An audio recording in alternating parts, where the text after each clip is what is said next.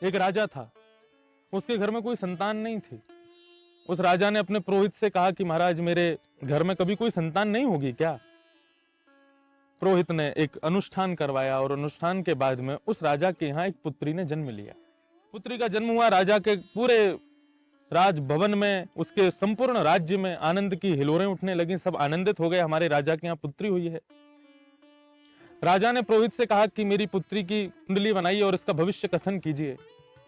पुरोहित ने कुंडली तैयार की और जब कुंडली तैयार करके उसमें देखा तो भविष्य तो ऐसा था, वो साक्षात लक्ष्मी ही थी, लक्ष्मी का ही अंश थी।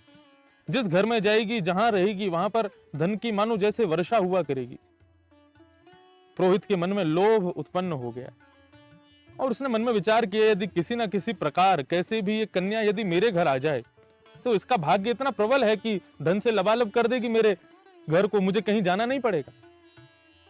और पुरोहित ने अपनी लोभ में आकर के अपनी दूषित मति का प्रयोग करते हुए राजा के सामने झूठ प्रस्तुत किया कि महाराज क्षमा करें, लेकिन मैंने भविष्य देखा है, आपकी ये पुत्री किसी राक्षस की छाया पड़ने से इस पुत्री का दुष्प्रभाव जिस घर में जाएगी उस पर पड़ेगा।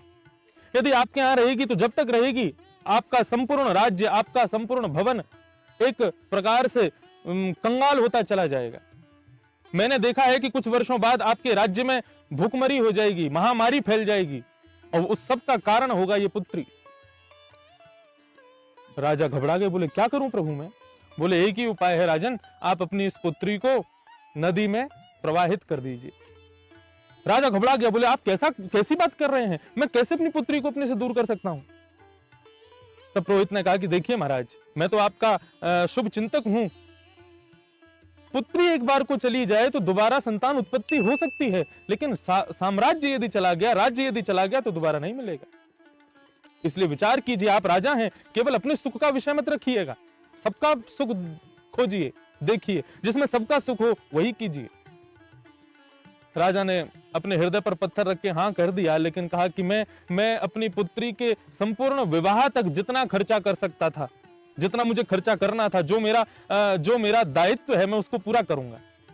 और एक बक्से में अपनी पुत्री के जीवन में जितने धन की उसको आवश्यकता पड़ेगी उतना धन उस बक्से में भर के अपनी पुत्री को उसमें रख करके नदी में विसर्जित करने के लिए राजा चला गया। वहां पुरोहित एक दिन पहले अपने घर में अपने पुत्रों से कहकर के आया था कि कल को नदी में एक बक्सा बहता हुआ आएगा, तुम लोग उस बक्से को उठा करके सीधा मेरे कक्ष में ला करके रख देना, खोल के देखना नहीं और किसी को कुछ बताना नहीं।